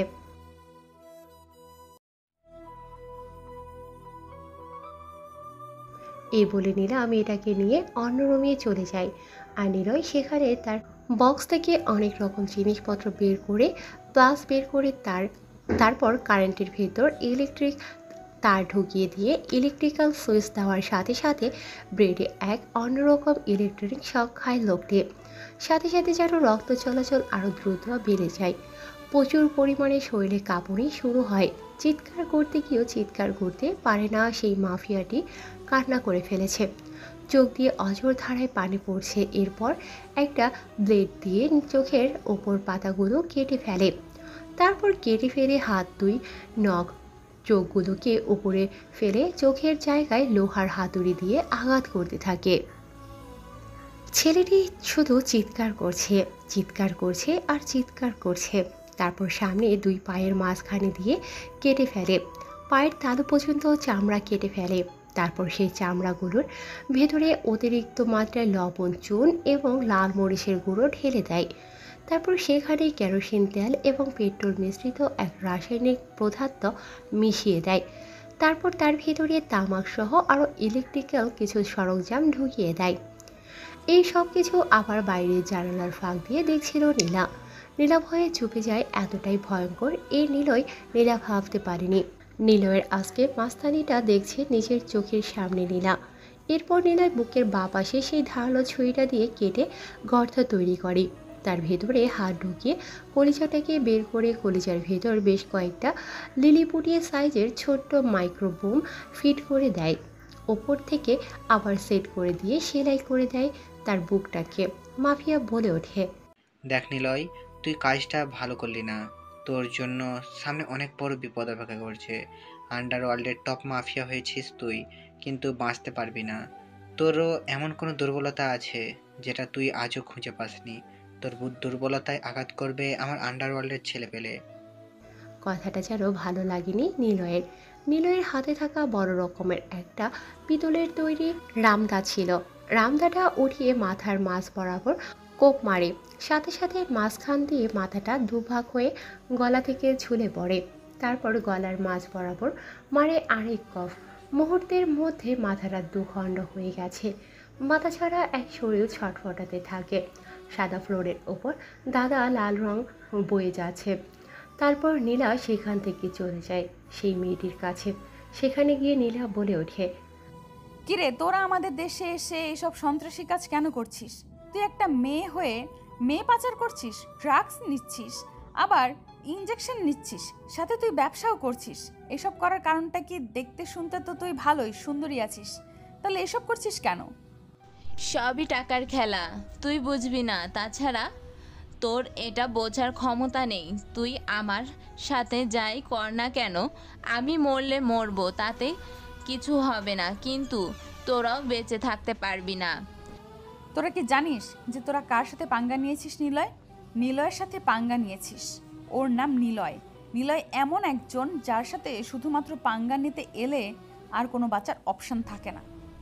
তাই নাকি? তো তোকে তো দেখছি তুই ওর বিষয়ে অনেক কিছুই জানিস। তা তোদের মধ্যে কোনো কিছু চলছে নাকি? সেটা তোর জানে কি হবে শুনি। তবে এটা মনে রাখবি, তুই এখান থেকে বেঁচে ফিরতে পারবি না। আর তোরা যার হাতে ধরা পড়েছিস সে তো তোর সাথে এখন কি করবে তুই নিজেও ভাবতে পারবি না। তার আগে আমি তোর সাথে কি করি তুই শুধু সেটা নিজের চোখে একবার দেখ, কারণ হাজার হলেও হবু স্বামীর কাছ থেকে তো শেখা। তাই নাকি? তা দেখি তুই আমাকে কি এই ধরনের শাস্তি দিতে পারিস। কতটা তোর ভয়ঙ্কর শাস্তি। তোকে দেখে তো আমায় চিকনা চামেলি লাগছে, আর তুই নাকি শাস্তি দিবি আমাকে? তুই হয়তো ভুলে যাচ্ছিস, বোয়াল মাছের থেকেও ডেরা মাছ খেতে অনেক ভালো, আর বড় মরিচের থেকে ছোট মরিচের ঝালটা একটু বেশিই হয়। প্রবাদ বাক্য শুনেছিস কিনা জানি না, তবে তোকে আজকে প্র্যাকটিক্যালি করে এবং বুঝিয়ে দেখাবো। কথাটা বলে বক্সের ভেতর থেকে কয়েকটা আঠা ও সুপারগুলো এবং টেপ বের করে। চোখের পাতা এবং ভ্রু একসাথে লাগিয়ে সুপারগুলো মেরে দেয় যাতে নিজের শাস্তি নিজের চোখে দেখতে পারে। তারপর মেয়েটিকে পুরো উলঙ্গ করে ফেলে। ব্লেড এবং খুর দিয়ে তার শরীরের সমস্ত লোম কেটে ফেলে। মাথার চুলটা কেউ কেটে ফেলে। ইঞ্জেকশনের সিরিঞ্জটা হাতে নিয়ে চোখ বন্ধ করে নীলা একের পর এক যেখানে সেখানে ইঞ্জেকশন সিরিঞ্জ দিয়ে আঘাত করতে থাকে। যতই ইঞ্জেকশনের সিরিঞ্জ দিয়ে আঘাত করছে ততই যেন তীব্র ব্যথা দিয়ে চিৎকার করে উঠছে মেয়েটি। কিন্তু তার চিৎকার বাইরে যায় না, কেননা ট্যাপ দিয়ে মুখটা সেলাই করা। অজাগা বেজাগা যেখানে পাচ্ছে ইঞ্জেকশনের সিরিঞ্জ দিয়ে গেঁথে দিচ্ছে। অনেক জায়গা থেকে রক্ত বের হচ্ছে। ব্লেড বের করে তার কয়েকটি স্তর কেটে ফেলে। তারপর মেয়েটির বুকের উপর চাকু দিয়ে কেটে দিয়ে উল্টো করে ঝুলিয়ে দিয়ে তার শরীর থেকে চামড়াটাকে খুলতে থাকে। চিৎকার করছে যন্ত্রণায় মেয়েটি, যাতে তার তীব্র যন্ত্রণা আরও বেশি হয় সেজন্য চিৎকার করে নীলা বলে ওঠে, রুমকি, এই রুমকি, কোথায় আছিস রে? দ্রুত ফুটন্ত গরম পানি নিয়ে আয়, ও শরীর থেকে চামড়াটাকে আজকে ছিলে ফেলবো। নীলার কথা মতো রুমকি ঘর থেকে বের হয়ে এসে গরম পানি ছেটাতে থাকে তার শরীরের ওপরে। আর প্লাস এবং একটা চিমটি দিয়ে তার শরীর থেকে চামড়াগুলো টানতে থাকে। মাথার চুল পর্যন্ত পুরো চামড়াবিহীন দেহটাকে উল্টো করে ঝুলিয়ে রেখেছে। শরীরটা পুরো রক্তহীন হয়ে গেছে। শরীরের রক্ত পড়া বন্ধ হয়ে গেছে। তাজা লাল রক্তের সাদা রঙের ফলটা এক রঙিন লাল পরিণত হয়েছে, রঙিন হয়ে উঠেছে। সেই মাটিতে মেয়েটির লাল তাজা রক্ত। সবশেষে সেখানে নিলয় আসে। নিলয় আসার সাথে নীলাও এখান থেকে বেরিয়ে যায়। তারপর নিলয় বলে ওঠে, ভেবেছিলাম তোর সাথে অন্য কিছু করব, কিন্তু মেয়েটা যে তোর সাথে এমন কিছু করবে ভাবতে পারিনি। তবে যেটা করতে চেয়েছিলাম সেটা যেহেতু হয়নি, তাহলে অন্যরকম তোকে শাস্তি দেব, তৈরি হয়ে নে। কথাটা বলে নিলয় রূপা, স্বর্ণা, তামাক এবং পিতল মিশ্রিত একটি কুড়াল দিয়ে একের পর এক মেয়েটির শরীরে চামড়া না থাকার টুকরো টুকরো পিস হয়ে মেয়েটির শরীর থেকে চামড়াগুলো খসে পড়েছে। কয়েক জায়গার হাড্ডি কেটে পড়ে যাচ্ছে। মেয়েটি অনেক আগেই মারা গেছে। সমস্ত শরীরটাকে পিস পিস করে তার ভেতরে থাকা সেই সব অঙ্গ প্রত্যঙ্গকে কেটে টুকরো টুকরো করে দেয়। তারপর তার পোষা মাছের কারখানায় প্যাকিং করে পাঠিয়ে দেয় তাদের দেহগুলো। তারপর সেখানে ফ্রেশ হয়ে বেরিয়ে পড়ে সব কিছু ফোন করে বুঝিয়ে বলে ওসি সাহেবকে এবং প্রমাণ তুলে দেয় তার হাতে। পরের দিন সকালে ভার্সিটিতে বসে আছে নিলয়।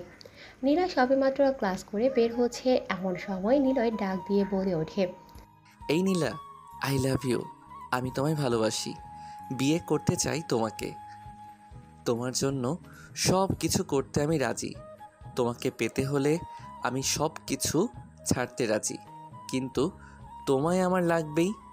দেখ, তুই দেখতে শুনতে ভালো বলে বারবার তুই আমাকে ডিস্টার্ব করতে পারবি না। আর হ্যাঁ, আমি তোকে আগেই বলেছি, আমাকে পেতে হলে তোর মাস্তানি ছাড়তে হবে। ওকে ঠিক আছে, আজ থেকে সকল রকম মাস্তানি তোর কথায় ছেড়ে দিলাম, কিন্তু তোকে আমার হতেই হবে। আর এরপরে যদি তুই আমার সাথে গাদ্দারি করিস তাহলে পুরো দেশটাকে তোলপাড় করে দেব। আমাকে পাওয়ার কথা ছেড়ে দে, আগে নিজে কিভাবে ভালো হবি সেটা ভেবে দেখ। কারণ তুই না ভালো হলে আমাকে কোনো দিন পাবি না, আর আমি কোনো দিন মাস্তানকে সারা জীবনের সঙ্গী বানাবো না। তাই সময় থাকতে নিজেকে গুছিয়ে নে, যদি আমাকে পেতে চাস তবে। নিলয়, সেই নিলয় কখনো কোনো কাজে ব্যর্থ হয়নি। যদিও সফলতা পেতে দেরি হয়েছে, কিন্তু সে সেটাকে অর্জন করে নিয়েছে। তাই আমাকে বাধা দিবে এমন কোনো শক্তি নেই এই রাশিয়ার রাফিয়ান জগতে। এমন সময় বসে আছে বাইকের উপরে নিলয়। ওসি সাহেব ফোন করে বলে ওঠে, সামনে নির্বাচন, তুমি তোমার পজিশন এবং প্রস্তুতি নিয়ে নাও। তোমাকে ফুল পারমিশন দেওয়া হলো। যাকে যখনই ইচ্ছে তুমি মেরে ফেলতে পারো, শুধু অন্যায় দেখলে ওপারে পাঠিয়ে দেবে, তবে প্রমাণটা আমার হাতে তুলে দেবে। সরি স্যার, এই মুহূর্তে আমি আমার সকল রকম মাস্তানি এবং রাশিয়ার রাফিয়ান জগৎটা আবিরের হাতে তুলে দিচ্ছি। আমি কয়েকদিনের জন্য ইস্তফা রিটার্ন নিয়ে একটু রেস্টে থাকতে চাই। দেখো নিলয়, তুমি হয়তো ভুলে যাচ্ছ, তুমি যেই নীলাকে পাওয়ার জন্য এসব করছো, সে নীলাই হয়তো একদিন তোমার না হতেও পারে। কারণ তুমি যে জগতে আসো সেই জগৎটা সত্যি খুব ভয়ানক। এখানে মানুষ ঢুকতে পারে কিন্তু বের হতে পারে না, তবে বের হলেও শুধুমাত্র তার মৃত লাশটাই বের হয়। জানি স্যার, তবে মরতে আমি ভয় পাই না। তবে ভালোবেসে মরলে আমার লস নেই। তাকে আমি ভালোবেসে ফেলেছি, তাকে পাওয়ার জন্য আমি সব কিছু করতে পারি। আপনার কাজ হয়ে যাবে, আমি তো আছি, তাই না? তবে ভালোবাসাটাকে অর্জন করতে আমি সব কিছু করতে রাজি। ওসিকে আর কোনো কিছু বলার সুযোগ না দিয়ে ফোন কেটে দেয় নিলয়। এরপর নিলয় বাইক নিয়ে বেরিয়ে পড়ে রাস্তাঘাটে। তেমন কোনো জায়গায় আর মারপিট করে না বলে নিলয়ের উপরে এখন থেকে অনেক রকমের অত্যাচার শুরু হয়। অনেক জায়গায় নিলয়ের উপরে হামলা, তাকে পুলিশ গ্রেপ্তার করার সাহস পায় না। নিলয় একদিন বাজারে বসে চা খাচ্ছে, তারই পাশে নীলা কিছু কিনছে। কেউ কাউকে দেখেনি। নিলয় মনের সুখে চা খাচ্ছে। অনেকটা মারপিট আগে থেকেই কমিয়ে দিয়েছে। সাধারণ মানুষের মতো জীবনযাপন করতে চেষ্টা করছে। এমন সময় হঠাৎ করে কোথা থেকে একটা গরম বুলেট এসে নিলয়ের পাশ দিয়ে বেরিয়ে গিয়ে লাগে এক বৃদ্ধ ব্যক্তির গায়ে। বৃদ্ধ ব্যক্তিটা সেখানে চিৎকার দিয়ে পড়ে যায়। পুরো বাজারে তোলপাড় শুরু হয়ে যায়। এমন সময় নিলয়কে দেখতে পায় নীলা। নীলা হাঁ করে নিলয়ের এদিকে তাকিয়ে আছে। নিলয়ের সেদিকে কোনো খেয়াল নেই। নিলয় বৃদ্ধ লোকটাকে নিয়ে ব্যস্ত আছে। নিলয়ের পিছনে মাননীয় স্পিকারের ছেলে তৈমুর একটা বড় ধারালো ছুরি নিয়ে এগিয়ে যাচ্ছে। আপনাদের নিশ্চয়ই জানার ইচ্ছে করছে যে কে এই তৈমুর, কোথা থেকে মাননীয় স্পিকারের ছেলে আসলো। আসলে মাঝখানে ঘটে গেছে অনেকগুলো কাহিনী। নীলার বাবা মা মাননীয় স্পিকারের ছেলে তৈমুরের সাথে বিয়ে দেওয়ার চেষ্টা করে। সেখানে বাধা হয়ে দাঁড়ায় নিলয়। নিলয় বারবার গিয়ে বাধা দিয়েছে। অনেক ভালোবাসে, যেটা দেখা সম্ভব নয় বা ওজনে মাপা সম্ভব নয়। এমন সময় দেখতে পায় তার পেছনে মাননীয় স্পিকারের ছেলে বড় একটা ধারালো ছুরি নিয়ে আসে আঘাত করার জন্য। যখনই আঘাত করতে যাবে তখনই নিলয় সেখান থেকে উঠে গিয়ে শুরু করে দেয় তার মাস্তানি। মুহূর্তের মধ্যে চোখগুলো লাল বর্ণ ধারণ করে। একের পর এক মারপিট হতে থাকে সেখানে। মাননীয় স্পিকারের ছেলে অনেকগুলো ছেলেকে নিয়ে আসে। প্রায় 25 থেকে 35 জনের মতো ছেলে পেলেকে নিয়ে মারপিট শুরু করে। রাস্তার মাঝখানে আবির খবর পায়নি যে নিলয় ভাই বিপদে পড়েছে, না হলে সে তার দলকে নিয়ে এখনই ছুটে আসতো। নীলা সবটা দাঁড়িয়ে দেখছে, একের পর এক মারপিট হতে থাকে, একের পর এক মারপিট করতে থাকে। যখন যেটা পাচ্ছে তখন সেটা দিয়ে মারপিট করছে। তারা ৩৫ জন, আর নিলয় একাই তাদেরকে মারছে, আবার নিলয় তাদের কাছে থেকে মার খাচ্ছে। এভাবে অনেকক্ষণ মারপিট চলে। কেউ হকস্টিক দিয়ে মারছে, কেউ ব্যাট দিয়ে মারছে, আর নিলয় একাই তার হাত দিয়ে তার নিজের শক্তি ও পাওয়ারের কামাল দেখাচ্ছে। হঠাৎ করে এমন সময় নীলা চিৎকার দিয়ে বলে ওঠে, নিলয় নিলয় নিলয় নিলয়। হঠাৎ করে নীলার কণ্ঠস্বর শুনতে পেয়ে নিলয় মারপিট বন্ধ করে দেয়। এদিক ওদিক তাকাতে নিলয়ের চোখ আটকে যায় নীলার দিকে। এমন সময় নিলয় তৈমুরকে মারতে যাবে, হঠাৎ তার মনে পড়ে যায় নীলাকে দেওয়া কথা, সাথে সাথে হাত নামিয়ে ফেলে। এই সুযোগে তৈমুর একের পর এক তার দলকে নিয়ে মারতে থাকে। পাগলের মতো দাঁড়িয়ে থেকে তাকিয়ে আছেন, কেউ কিছু বলছে না, অবাক হয়ে তাকিয়ে আছে। সমস্ত বাজার হাট ব্রিজ জমজমাট হয়ে গেছে, সবাই তাকিয়ে আছে। ৩৫ জন মিলে একাই মারতে থাকে নিলয়কে। নিলয়ের শরীরটা রক্তে রক্তাক্ত হয়ে গেছে, তবুও নিলয় কারো গায়ে হাত দেয় না, কেননা কথা দিয়েছে সে নীলাকে। এমন সময় নীলা আবার চিৎকার দিয়ে বলে ওঠে, নিলয় উঠে দাঁড়াও, আর কত মার খাবে? আমি তোমাকে বলছি, তুমি তোমার পাল্টা প্রতিবাদের জবাব দাও, তাদেরকে মারো, তোমার পাওয়ার তাদেরকে দেখিয়ে দাও। কথাটা শুনতে পায় পড়ে থাকা মাটিতে নিলয়।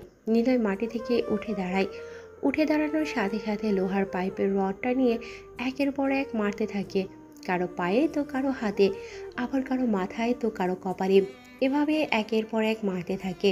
প্রায় কম বেশি সবাইকে মেরে ফেলেছে, সবাই মাটিতে গড়াগড়ি খাচ্ছে। এখনও কয়েকজন আছে যাদের সাথে একের পর এক লড়াই হচ্ছে তৈমুরের দলের সাথে। তৈমুরের দলের লোকেরা মার খেয়ে মাটিতে ঘর বেড়াচ্ছে। এমন সময় নীলা দেখতে পায় নিলয়ের পেছনে তৈমুর একটা ধারালো ছুরি নিয়ে যাচ্ছে, আর নিলয় একাই মারপিট করছে। এমন সময় নীলা দেখে ফেলার সাথে সাথে নীলার পেছনে গিয়ে দাঁড়ায়, আর কোনো কিছু বুঝে ওঠার আগেই তৈমুর ছুরিটা ঢুকিয়ে দেয় নিলয় বলে নীলার পেটে। মুহূর্তের মধ্যে নীলা এক চিৎকার দেয়। চিৎকার শুনে পেছনে ঘুরে তাকায় নিলয়। নিলয় নিজের চোখে যা দেখতে তাতে পাগল হয়ে ওঠে। নীলার পেট থেকে ছুরিটা বের করে কলা গাছের মতো সবাইকে কেটে ফেলতে শুরু করে। অন্যদিকে আবির খবর পাওয়ার সাথে সাথে তার দলের ছেলেবেলেকে নিয়ে আসে। মানুষজন চারদিকে ছোটাছুটি করছে, আর রেপ, পুলিশ, বিজিবি, বিডিআর সবাই এক এক করে ঘটনাস্থলে আসতে থাকে। নিলয় যখন একাই মারপিট করছিল তখন আবির তার দলবলকে নিয়ে আসার আগেই তৈমুর নীলাকে নিয়ে সেখান থেকে পালিয়ে যেতে নিলে আবিরের দল আচ্ছা মতো ধোলাই করে। এক পর্যায়ে তৈমুর সেখান থেকে নিজের জান নিয়ে পালিয়ে যায়।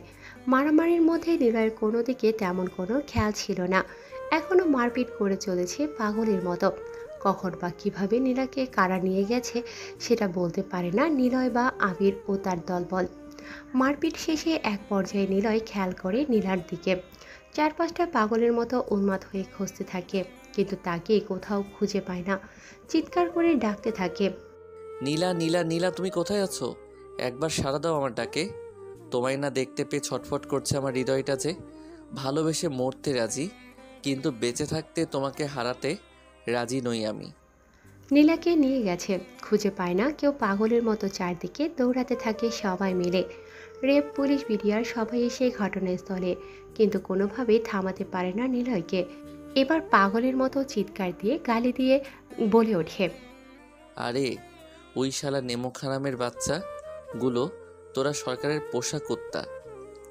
যদি নিজেদের মায়ের দুধ খেয়ে থাকিস তাহলে আমার সাথে লড়াই কর, আর যদি নিজেদের জীবনের মায়া থাকে, নিজের সন্তানকে পিতৃহারা এবং নিজের স্ত্রীকে বিধবা, তোমাদের মা বাবার কোল খালি করা ইত্যাদি যদি না চাও, এখান থেকে যেভাবে এসেছিলে ঠিক সেভাবে বেরিয়ে যাও, নয়তো শ্মশান ঘাট লাগিয়ে দেব। নিলয় পুরো পাগল হয়ে উঠেছে, পুরো রক্তের নেশায় মেতে উঠেছে। নীলাকে কোথাও দেখতে না পেয়ে নিলয়ের চিৎকার চেঁচামেচি শুনে সেখান থেকে বেরিয়ে পড়ে তারা। তারা এসেছিল মাননীয় স্পিকারের কথা শুনে, কেননা তার ছেলে যে এখানে এসেছে, তার ছেলেকে যেন সে বাঁচাতে পারে। কিন্তু পালিয়ে গেছে অন্যদিকে মাননীয় স্পিকারের ছেলে তৈমুর। পালিয়ে যাওয়ার জন্য বিমানবন্দরে এসেছে। মুহূর্তের মধ্যে সেখান থেকে সরকারের সব আইন কর্মকর্তারা জায়গা খালি করে দেয়। নিলয় পকেট থেকে ফোনটা বের করে কল করে সেই ওসির নাম্বারে আর বলে ওঠে, স্যার আপনি কোথায় আছেন? আমি আমার জান পাখিটাকে খুঁজে পাচ্ছি না। আইনিভাবে আপনি আমাকে সাহায্য করুন, নয়তো তোলপাল লাগিয়ে দেব। আমি এয়ারপোর্টে গেলাম, কারণ আমি খবর পেয়েছি তৈমুর দেশ ছেড়ে পালিয়ে যাচ্ছে। সেখানেই তার লাশটাকে ফেলে দেব আমি। ওই স্কিপারের ছেলে হোক বা সরকারের, সেটা দেখার প্রয়োজন নেই। সে কার গায়ে হাত দিয়েছে এটাই বড় কথা। নিলয় পাগলামি করো না, দেখো আমি কোনো কিছু করছি, আইন নিজের হাতে তুলে নিও না। সে একটা মাননীয় স্পিকারের ছেলে, তুমি তাকে হত্যা করতে পারো না। তার শাস্তি আইন দেবে। তুমি যেখানে আসো সেখানেই থাকো। স্যার দেশ ও দেশের বাইরে শুধু একটাই নাম আছে, সেটা হলো নিলয়। আর এই নিলয় যেটা করতে চাই সেই কাজে কেউ বাধা দিলে তার প্রাণ পাখিটা উড়ে যায়। ওসিকে আর কোনো রকম কথা বলার সুযোগ না দিয়ে মুহূর্তের মধ্যেই রওনা দেয় রাশিয়ার বিমানবন্দর সিকিউরিটি হাইজেক কনফারেন্স রুমের উদ্দেশ্যে। প্রায় 35টিরও বেশি হেলিকপ্টার আকাশে উড়াল দেয়। 300-র বেশি রেড রোজ কার রওনা দেয় সেই জায়গার উদ্দেশ্যে। সেই 300টি গাড়ির মধ্যে প্রায় 250 কেজি গাড়ি গোল্ড দিয়ে তৈরি। রাশিয়ার হাজার হাজার মানুষ তাকিয়ে আকাশের দিকে। আকাশে উড়াল দিয়েছে অসংখ্য পাখির মতো হেলিকপ্টার। শুধু চারদিকে শুধু মৌমাছির মতো আওয়াজ করেই চলেছে এবং চারদিকে আওয়াজ শোনা যায়। পুরো বিমানবন্দর ঘিরে ফেলা হয়। কয়েক ঘন্টা অতিক্রম করে ঘিরে ফেলা হয় সেই দেশের সরকার সহ আইনবাহিনী থামাতে পারেন নিলয়কে। হেলিকপ্টারগুলো ল্যান্ড করে বিমানবন্দরে। অসংখ্য মানুষ তাকিয়ে আছে। বিমানবন্দরের ভেতর থেকে শার্টের গলা ধরে বের করে নিয়ে আসা হয় তৈমুরকে। চেয়ারের সাথে বেঁধে রাখা হয়েছে রাস্তার ওপরে তৈমুরকে। কিছুক্ষণের মধ্যে সেখানে রেড গোল্ড দিয়ে তৈরি করা একটি হেলিকপ্টার ল্যান্ড করে। কয়েকজন বডিগার্ড গিয়ে জানালা খুলে দেয়। হেলিকপ্টারের ভেতর থেকে এক আগন্তুক বের হয়। সেটা আর কেউ না, সেটা হচ্ছে নিলয়। নিলয় গুটি গুটি পায়ে এগিয়ে আসতে থাকে তৈমুরের সামনে। সামনে আসতেই পেছন থেকে একটা সোফা সেট এনে পেছনে দেয়। পায়ের ওপর পা দিয়ে বসে পড়ে নিলয়। হাতের সিগারেট নিয়ে একের পর এক টানতে থাকে। কোনো কথা ছাড়াই বন্দুকটা হাতে নিয়ে নিলয় হাতে পায়ে কয়েকটা গুলি করে। এসব করার আগে একটা ক্যামেরা ওপেন করে তার দিকে ধরে থাকে আর সবটা ভিডিও করে আপলোড করতে থাকে লাইভের মাধ্যমে সমস্ত জনপ্রিয় অ্যাপসগুলোতে। মাননীয় স্পিকারের ছেলে সেখানে অনেক নৃশংসভাবে পুরো রাশিয়ার তোলপাড় লাগিয়ে দেয় নিলয়। নিলয় চারদিকে নীলার ছবি সহ পোস্টার ছাপিয়ে নেয়। কেউ কোনো খবর দিতে পারে না। পরিবেশটা থমকে আছে 7 দিন ধরে। চারদিকে নীলাকে খুঁজে বেড়ায়, কিন্তু কোথাও নীলাকে খুঁজে পায় না। নীলার অপারেশন চলছে। অপারেশন শুরু হয়েছে। ডক্টররাও অপারেশন করছে একের পর এক। সুইটার আঘাত অনেক গভীরে গিয়েছে। রাশিয়া থেকে তাকে নিয়ে যাওয়া হয় ইরানে। ইরানে তার বাবা মা নিয়ে যায় তার মামার বাড়িতে। সেখানেই তার অপারেশন চলছে। তার অপারেশন শেষে তাকে কেবিনে নিয়ে যাওয়া হয়েছে। নীলার বাবা মা সেখানে অপেক্ষা করছে। নীলার মা বলে ওঠে, সব তোমার জন্য হয়েছে। আজ যদি আমার মেয়েটার ভালোবাসা মেনে নিতে, তাহলে আমার মেয়েটাকে আজকে এখানে এভাবে মরার মতো পড়ে থাকতে হতো না। ঠিকই বলেছ, সব আমার জন্য হয়েছে। আমি ভাবতে পারিনি ওই মাননীয় স্পিকারের ছেলে আমার মেয়েটাকে খুন করবে। হ্যাঁ, এখান থেকে শুধু যেতে দাও, আমি ওকে ছাড়বো না। তুমি ওকে কি ছাড়বে না? হ্যাঁ, ওকে হয়তো এতক্ষণে মেরি মাটিতে পুঁতে ফেলেছে নিলয়, কারণ নিলয় নীলাকে খুব ভালোবাসে। আর মাননীয় স্পিকারের ছেলে হাত দিয়েছে নীলার গায়ে। মাননীয় স্পিকারের ছেলেকে হয়তো এতক্ষণে পুঁতে ফেলেছে মাটির নিচে। এটা অবশ্যই তুমি ঠিকই বলেছ। হয়তো সে আর বেঁচে নেই। চারদিকে নিলয় জানি না এখন কি করছেন। হয়তো তোর পর লাগিয়ে দিয়েছে সারা দেশে। আমাদের যত তাড়াতাড়ি সম্ভব এখান থেকে ফিরতে হবে, না হলে সামনে বিপদ অপেক্ষা করছে। তাদের কথা বলার মাঝখানে এসে হাজির হয় ডক্টর সাহেব। ডক্টর সাহেব একটা খবরের কাগজ আর নিউজ নিয়ে আসেন হন্তদন্ত হয়ে বলে ওঠে, আরে এ তো দেখি আপনার মেয়ে নীলা। আর এই ছেলেটা পাগলের মতো তাকে ভালোবাসে। খবরে কাগজ সহ অনেক নিউজ চ্যানেলে খবর ছড়িয়েছে। সারা দেশে আপনার মেয়েকে খুঁজে বেড়াচ্ছে। আর আপনি কিনা তাকে এখানে নিয়ে এসেছেন। ছেলেটা তোলপাড় লাগিয়ে দিয়েছে সারা দেশে। এমনকি সে এটাও বলেছে সারা দেশে সে যুদ্ধ লাগিয়ে দেবে যদি নীলাকে খুঁজে না পায়। এমনকি সে হুমকিও দিয়েছে, সাথে অনেকজনকে মেরে ফেলেছে। এবং বর্তমানে সে এই যে দেখেন জেলখানার ভেতরে আছে। সে নিজেই ধরা দিয়েছে এবং 72 ঘন্টা সময় দিয়েছে আপনাদের রাশিয়ার সরকারকে। 72 ঘন্টার মধ্যে নীলাকে যদি তার কাছে নিয়ে না যাওয়া হয় তাহলে জেল ভেঙে বের হয়ে এসে পুরো তোলপাড় লাগিয়ে দিবে রাশিয়ার জগতে। খবরের কাগজটা পড়তে থাকে নীলার বাবা ও মা। অন্যদিকে নীলার জ্ঞান ফিরতে থাকে। 48 ঘন্টা অলরেডি হয়ে গেছে। অনেক আগেই থানাসহ থানার আশপাশটা ঘিরে রাখা হয়েছে আবিরের লোক ছেলে পেলে দিয়ে। অসংখ্য হেলিকপ্টার সহ বিভিন্ন ধরনের মডেলিং কার এবং বাইক। পুরো রাশিয়ার শহরটা ব্লক করে রাখা হয়েছে। বিভিন্ন ভবন সহ সংসদ ভবন বন্ধ করা হয়েছে। অন্যদিকে নিলয়ের জ্ঞান ফিরতে নিলয় দেখতে পায় তাকে শিকড় দিয়ে বেঁধে রাখা হয়েছে একটা ছোট্ট লোহার খাঁচায়। এটা দেখে নিলয় চিৎকার দিয়ে হাসতে থাকে। তার এই হাসিটা যেন জেলার অফিস কক্ষ পর্যন্ত এবং পুরো থানাটাকে কাঁপিয়ে তুলেছে। নিলয় চিৎকার দিয়ে বলে ওঠে, আর সময় মাত্র কয়েক ঘন্টা, অলরেডি 48 ঘন্টা চলে গেছে। ধ্বংসের জন্য তৈরি হয়ে যাও। আমাকে আটকে রাখবে রাশিয়ার জগতে এমন কোনো জেলখানা তৈরি হয়নি এখনো। আমি না চাইলে কেউ আমাকে বাধা দিতে পারবে না। জেলটা আমার জন্য একটা ঘর, আর ঘর থেকে বের হতে কারো পারমিশনের প্রয়োজন হয় না। নিলয়কে ছোট্ট রুমে বেঁধে রাখা হয়েছে, তবুও যেন তার পাগলামো কমছে না। একের পর এক আঘাত করছে দেয়ালে, নিজের রাগটাকে কমানোর চেষ্টা করছে। অন্যদিকে পুরো বাজার হাটঘাট কর্মসংস্থান বন্ধ হয়ে গেছে চারদিকে। শুধু নিলয়ের ছেলেপেলেগুলো ঘুরে বেড়াচ্ছে। শুধু যে রাশিয়ার জগতে নিলয়ের ছেলেপেলে আছে সেটা কিন্তু নয়, আমাদের বাংলাদেশ সহ আরও অন্যান্য দেশগুলোতে তার সকল গ্যাংয়ের ছেলেদের নিয়ে যায় রাশিয়ার জগতে, আর সেখানেই নিয়ে গিয়ে পুরো দেশকে তোলপাড় শুরু করে দেয়। এতগুলো ছেলেপেলেকে দেখে হিমশিম খায় রাশিয়ার সরকার, তাই কোনো কিছু করতে পেরে ওঠে না। এদিকে মিটমিট করে চোখ খুলেছে নীলা। নীলাকে চোখ খুলতে দেখে সেদিনই তার মায়ের চোখ যায় সেদিকে। দেখতে পায় নীলা চোখ খুলেছে। নীলা নিজের চোখ খোলার সাথে সাথে চিৎকার মেরে বলে ওঠে, নিলয় নিলয় নিলয়, আমি তোমার কাছে যাব। আমি কোথায়? তোমরা আমাকে এখানে কোথায় নিয়ে এসেছো? আমি নিলয়ের কাছে যাব। ওরা সবাই মিলে নিলয়কে মেরে ফেলবে। আমাকে না দেখতে পেলে পাগল হয়ে যাবে। আমাকে যেতে দাও তোমরা। ওখানে নিলয়, এখানে নীলা পাগলামো শুরু করেছে। নীলাকে বোঝাতে পারে না। তার বাবা মা সহ ডাক্তাররা। উত্তেজিত হয়ে যায় নীলা। উত্তেজিত হয়ে যাওয়ার ফলে নীলা বারবার জ্ঞান হারিয়ে ফেলছে। জ্ঞান ফিরলে চিৎকার করছে। অসুস্থ থাকায় বেশি শরীরে চাপ দিতে বলে নাই, কিন্তু নীলা কোনো কথা শোনে না। নীলা আবার বলে ওঠে, বাবা, তুমি এখনই দেশে যাওয়ার জন্য সকল রকম ব্যবস্থা করো। মাত্র কয়েক ঘন্টা সময় আছে হাতে। তুমি জানো নিলয় কি করতে পারে?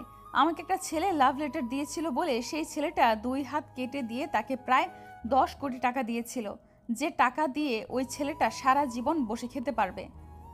আর আমি নিখোঁজ। নিলয় আমাকে মারতে দেখেছে। এতক্ষণে হয়তো ওই তৈমুরকে মাটিতে মেরে পুঁতে ফেলে দিয়েছে। খবরের কাগজে টিভিতে বলেছে দেশের যুদ্ধ লাগিয়ে দেবে। তুমি ভেবে দেখেছো? আমি বেঁচে থাকতে এটা কোনো দিন হতে দেব না। আমি নিলয়ের কাছে যাব। ওকে, ঠিক আছে, চলো আমরা আজকেই রওনা দেব। হ্যাঁ ঠিক আছে বাবা, তুমি যা করবা দ্রুত করবা।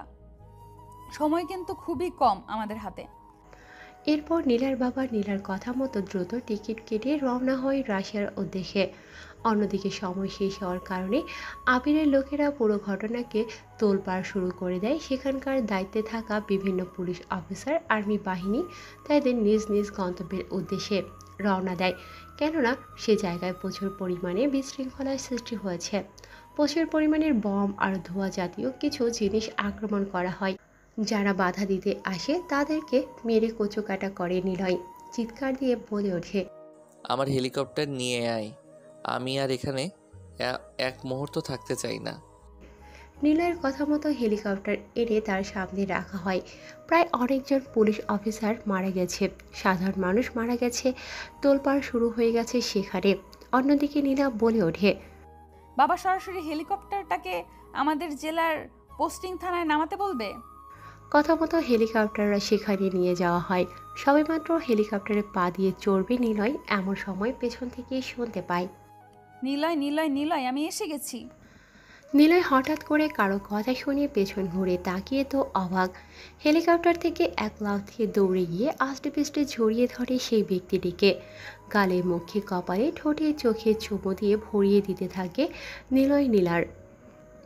নীলাও যেন নিলয়ের এরকম ভালোবাসায় নিজেকে উজাড় করে দিচ্ছে। ভালোবাসার পরশ মনের কথা বলে।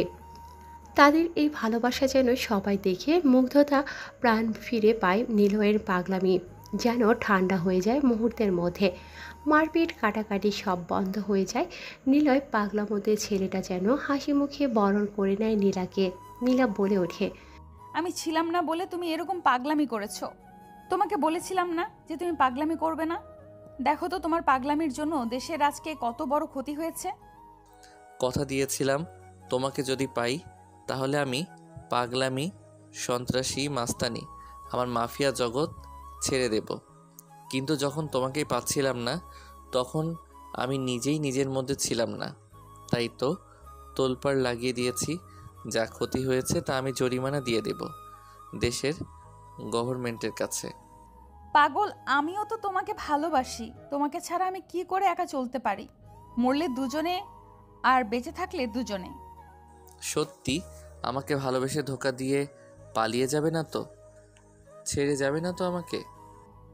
কখনো যাব না। তাদের এই ভালোবাসা সারা বিশ্বের কাছে ছড়িয়ে পড়ে।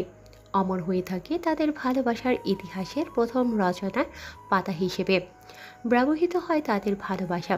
ইতিহাসে ভালোবাসার জন্য পাগল ছেলেটি যখন হয়ে ওঠে মাস্তান। ইতিহাস পর্বটি ইতিহাসের পর্দায় তুলে ধরা হয়। রাশিয়ার গভর্নমেন্ট তাদের বিয়ের সমস্ত দায়িত্ব নেয়। দেখতে দেখতে বিয়ের দিন হয়ে যায়। সারা বিশ্বে তাদের বিয়ের তোলপাড় লাগিয়ে দিয়েছে। দেখতে দেখতে বিয়ের পর্ব শেষ করে তারা অপেক্ষা করছে নিজেদের নতুন পথ চলা শুরু করার পর্বে। ভালো থাকুক ভালোবাসা, বেঁচে থাকুক আমাদের অডিয়েন্সের আশা আকাঙ্ক্ষা এবং তাদের স্বপ্নের সব গল্প কথা। ধন্যবাদ সবাইকে। গল্পটা অতটা ভালো লিখতে পারি নাই, কারণ অনেকদিন ধরে লেখালেখি বন্ধ করে দিয়েছিলাম। সে কারণে যদি কারো মাফিয়া কন্টে নিয়ে জীবনের কাহিনী থেকে থাকে আমাদের সাথে শেয়ার করতে পারেন। আমরা এটা সারা বিশ্বের কাছে প্রচার করে দেব।